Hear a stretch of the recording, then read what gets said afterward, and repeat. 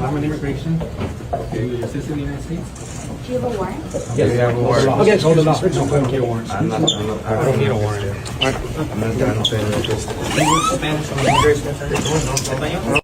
Sir, how are you feeling right now? Can I ask your reaction? No question. No question. What country are you from, sir? Don't answer any questions, alright? Says Let me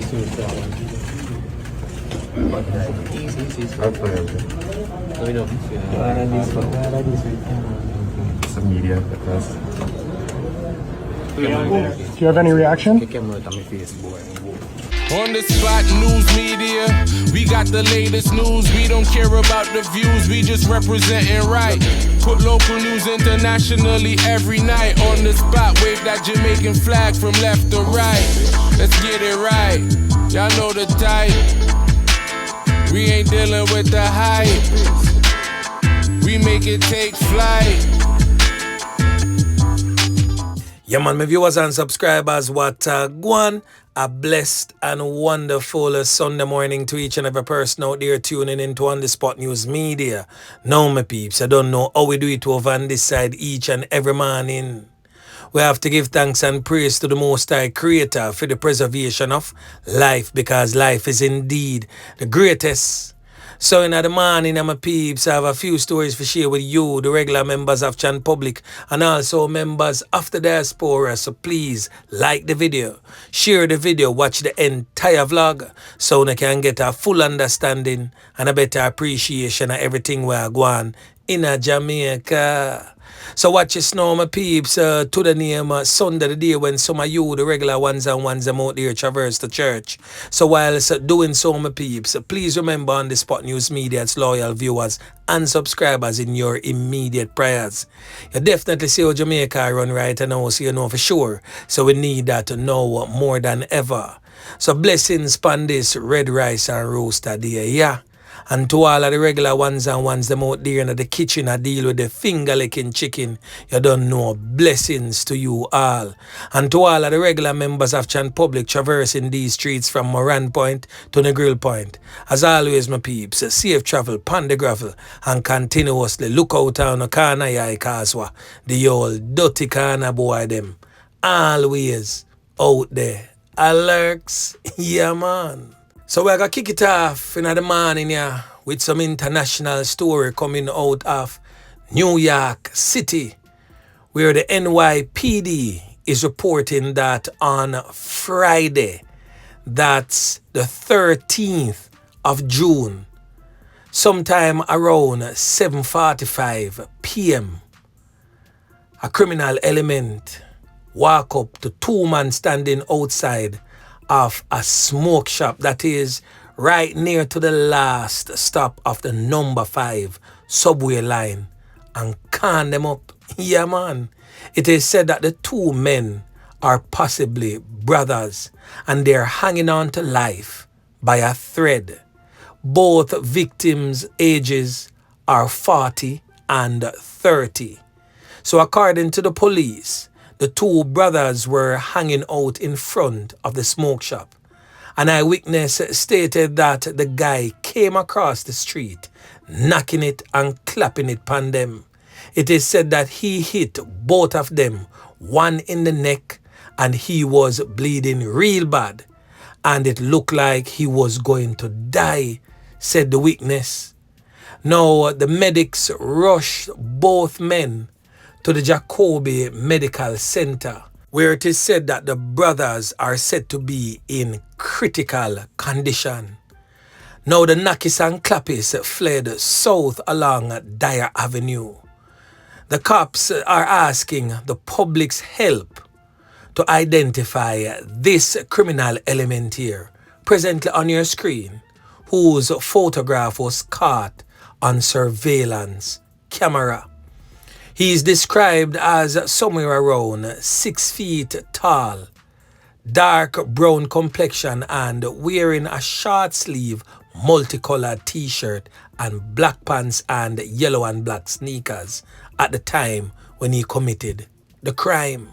Now On The Spot News Media get the full 100 on who the criminal element is. Now, the criminal element has since been identified by his alias as J. Now, J is a known and reputed criminal element who come from a section of St. Mary known as Gibsville. This criminal element here has been sending back arms and ammunition to his community from the United States of America over the past couple of years. Now, why Jay go knock it and clap it on the two man them? It is said that it's a drug deal gone bad, and Jay wanted money, and the money was not forthcoming. So I'm gonna circle them on them ends and wet up them skin. Yeah, man. So right now, Jay is on the run for that double knockings and clappings, and both brothers are said to be still in critical condition. So anytime the cops them hold on pan Jay, you know, all who have a link to Jay, I hate that you better call him and say goodbyes. Because one or two things can come from this. Is either Jay goes 6 feet under or him get 35 to life. Yeah, man. And you don't know saying Uncle Sam place. Them officers there don't play. But anyway, back to local style. Now, the first update that we're going to talk about, my peeps, is surrounding the disappearance of the 20-year-old university student we are talking about, Anissa Dilworth. The criminal element, the in-drive taxi operator, has been formally charged by the police with the offense of murder. Yeah, man. Now, 29-year-old Jamar Grant, said to be of a Bulby address in St. Andrew, was officially charged by the police with taking away the young lady and taking her life. He was officially charged on Thursday. He has reportedly been in police custody since the 10th of May this year. Now, the charges followed last month's confirmation that skeletal remains found in the Fort Clarence area of the St. Catharines South Police Division are those of the young female. Now, Anissa Dilworth was a first-year pharmaceutical science student at the University of Technology, UTech. She was reported missing on May 7th, reportedly after being aboard an in-drive taxi. The motor car believed to have been used in the crime was subsequently seized by the police. It's also understood that the UTech student, who is from Montego Bay, would frequently use rideshare services as her main means of travel around the corporate area, but according to in-drive records, it shows that the female last ride using the app was in 2024 before the accused driver's account was created. So who knows, probably him and her develop an understanding and she just start use him as her driver. Or possibly, just possibly, they got into a relationship, things get sour, him take her life and go dump her. Boy, me I tell him my peeps. The thing rough, but anyway, make we continue. Now the next thing that we're going to talk about, my peeps, trees presently behind bars as the police closed in on their criminal network. They robbed over $100 million or nearly $100 million. They robbed that from an elderly person. Can you imagine? So the three were nabbed in a series of coordinated operations across multiple parishes. Now, the operations were led by the Jamaica Constabulary Forces Counter-Terrorism and Organized Crime Investigation Branch, that's CTOC. And alongside them were the Financial Investigation Division and detectives from Manchester and Clarendon Police Divisions. So on June 17th, CTOC Constabulary Financial Unit moved in on 28-year-old Omar Daly, said to be an AC technician of a Kingston address as he allegedly attempted to withdraw funds at a commercial bank. Investigators allege that the funds were the proceeds of a phishing and social engineering scheme that gave unauthorized access to an elderly person's bank account, and they took over $2.2 million from that person. Now, Daly was arrested and charged with multiple offenses under the Cybercrimes Act, the Proceeds of Crimes Act, and also the Common Law Act. He's scheduled to appear in the Kingston and St. Andrew Parish Court on August 21st. So a week later, on June 24th and 26th, additional anti-fraud operations were executed in Manchester and Clarendon, targeting key members of a sophisticated online fraud ring behind a near $100 million scam affecting a local commercial bank. The institution was not named, however.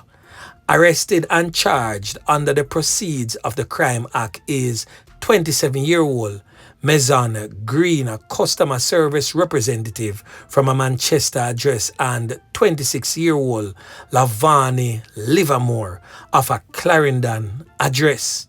Now, both are scheduled to appear in the Kingston and St. Andrew Parish Court on July 14th. So the head of CTAC is now stating that these criminal elements are off the street and they're hoping to secure a conviction because these massive types of bank fraud can definitely negatively affect the country, and these monies can also be pumped back into their criminal networks, making them bigger and harder to be taken down by the police. Now, the next thing that we are going to talk about, my peeps, is coming out of the Manchester Police Division, where a Mandeville recording artist identified as positive has been officially charged by the police with murder. Yeah, man. So 56-year-old Ryan Hooper, otherwise known as Positive, said to be a recording artist from Manchester, has been charged with the offense of a fatal knifing. Yeah, man. Now, that fatal knifing took place during a fight last month.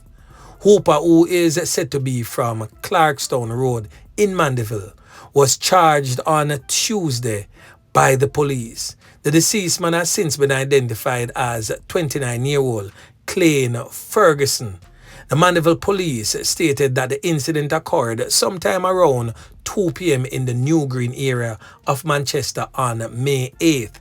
It is said that Hooper and Ferguson, both of the same community, were reportedly involved in a verbal turn physical altercation when a knife was brought into play. It is said that Ferguson was knifed up multiple times in the upper body. He was transported to the hospital where he was officially pronounced you know what. Hooper was charged on Tuesday after a question and answer session conducted in the presence of his attorney, and the police stated that, hey, them soon sort out him court date and update us subsequently. Boy, may I tell you, Jaja. Now, the next thing that we're going to talk about, my peeps, is coming out of the St. Elizabeth Police Division, where that division was rocked with yet again another fatality. Now, on your screen is the entrance to the Spendless nightclub in Santa Cruz, St. Elizabeth, where it is said that an exotic dancer ended up losing her 3 pints Saturday morning. Now, the St. Elizabeth police have stated that a suspect has been arrested after the exotic dancer was fatally knifed up early Saturday morning. Now, the female in question is presently on your screen, and she has since been identified as 34-year-old Nickesha Francis Monfret. It is said that she's from a Queensway address in Yallas, St. Thomas, and her stage name she's affectionately known as Chocolate.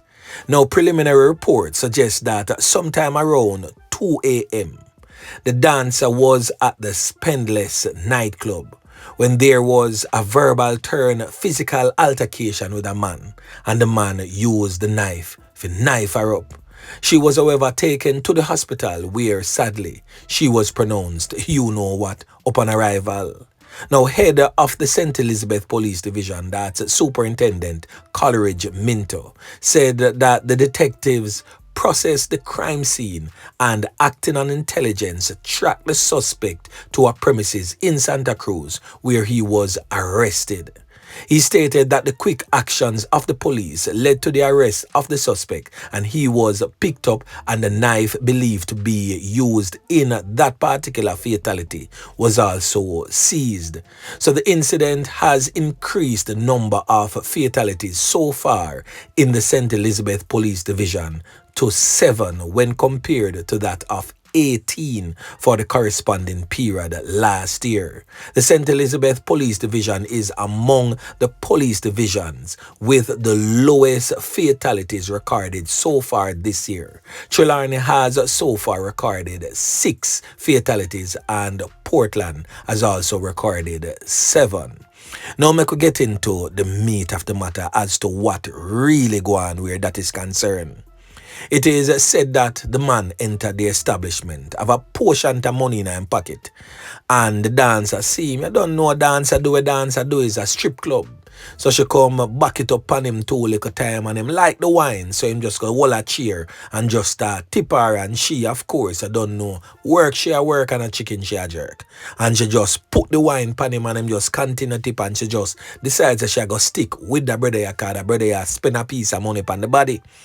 So after the whole thing done, I know, club about for close off, him hold on pan her and say, yo, me and you feel left us tonight, you know. So she ease him off and say, no, me not depend that. I work. So him and I say, yo, me spend the whole of them the money upon you, and me can't carry you home tonight. And she say, yo, that was not a part of the deal. I dance, and you a tip me, so me just a collect my little piece of food is a work. So the man I say, yo, here we go on. Since me can't carry her home, forget little of the buff. Better you just run back my piece of food for me and just keep it moving. So she refused and said, no, she work for this, she hold on for her money. So the man just get dark, take out him knife and just start put some stuff on her, leaving her lifeless. And right now, my peeps, a joke thing that. Because every man supposed to know we go on a strip club. You and the girl would have to make a half the year reasoning about the taking home part of it. If that was not in the conversation, or you just want to take home the people them girl pitney so. And that's how the thing said. You got a strip club for go spend her money. She there a strip club for take your money. I just saw the thing work. Yeah, man. So right now, the brother there definitely move like a 14 day. The man too weak. Yeah, man. And now him find himself behind bars for a mighty long time. And I hope that Your Honor throw the entire book on him and give him 35 to life. Easy. Because that was a wicked and brutal act, if anybody should ask me. In fact, me feel like a man will use a knife to take somebody's life, you know, worse than the man will squeeze a trigger, because a whole heap that take to watch somebody get stabbed and you a put the stab on them and leave them lifeless. You're heartless, man. Poor me, I tell you, my peeps. The thing rough. Now the next thing that we're going to talk about, you know, my peeps, is this brother here presently on your screen. No longer among the land of the living. We get to understand, say, him and a woman have a physical altercation. And the woman go, make 2 men know, say, yo, him violate the others. And the man them come circle him right round a Barnett Lane there, so, in a Mobay, and dirt him. Yeah, man. We get to understand, say, he's known in the streets as a tough man. And him come from right round a Hart Street there, so, somewhere between Hart Street and Lane. Right off this so, but right there so, the man them go circle him and yam him food and broke the plate. So we don't know for sure the full extent of everything what really go on. But one thing for sure, tough man is no more. So on the Spot News Media will most definitely be keeping tabs on this one and update you subsequently. Yeah, man. Now the next thing that we're going to talk about, my peeps, is still in the troubled, war-torn, crime-riddled St. James Police Division, where the St. James Police have seized these 2 Glock pistols, 22 9mm rounds of ammunition and 3 magazines during what the police states was an intelligence-led operation on Chico Lane in Norwood in the parish of St. James a few mornings ago. The police stated that 1 woman has since been taken into their custody pending further investigation.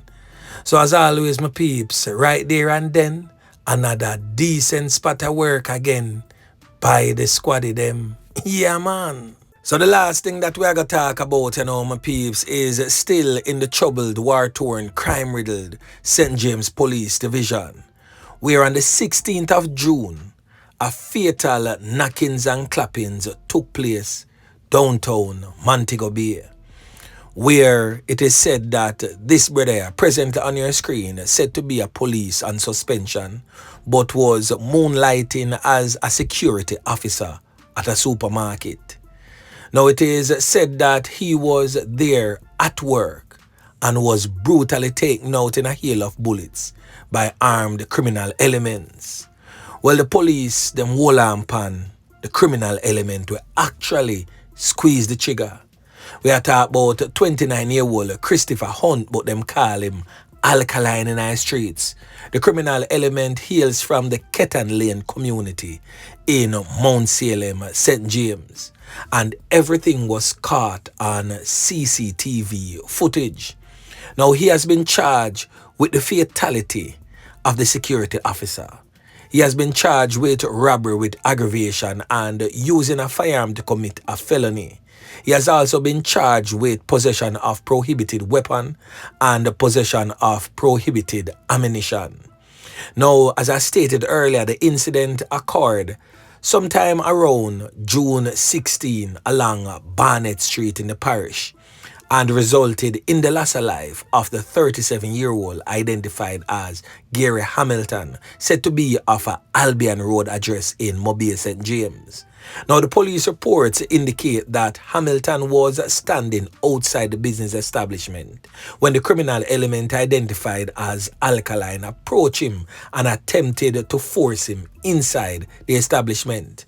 After the attempt failed, it is said that the criminal element allegedly opened gunfire, hitting Hamilton all over the body, then proceeded to rob the establishment before fleeing the area.